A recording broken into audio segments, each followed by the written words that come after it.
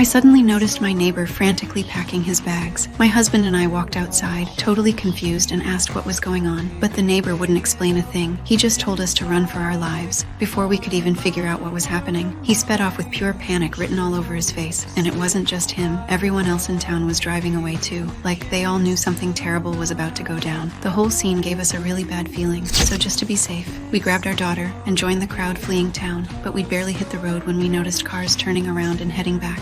Where are all those people headed back? It felt seriously off, but we kept driving forward anyway, until we reached the edge of town. That's when we realized the road ahead was completely blocked off by the military. Helicopters were circling overhead, blasting announcements on loop, telling everyone to get back home and stay put. What on earth was happening in this town? Out of nowhere, a huge rock came tumbling down the mountain and slammed right into our car, leaving a massive dent in the hood. We looked up in horror, and the next second, 2 fighter jets came roaring overhead, heading straight for the town down in the valley. Without any warning at all, the jets dropped a rain of bombs, watching our home swallowed by flames. Everyone there had the same look of disbelief. Nobody could believe the military was willing to wipe out an entire town just to contain a virus. And before we could even process the shock, we saw the jets swing back around and come straight for us. Everyone scattered in pure panic. In the chaos, I spotted a water tower not too far away. I remembered there was a bomb shelter near it, so we bolted for it immediately, but we'd only made it halfway up the hill when the jets bombed the exact spot we'd just been standing on. Seeing that, we didn't dare stop for even a second. We sprinted all the way to the entrance of the shelter, but the jets chasing us seemed to spot us too. Thankfully, in the very last second before the bombs dropped, our family made it inside the shelter just in time.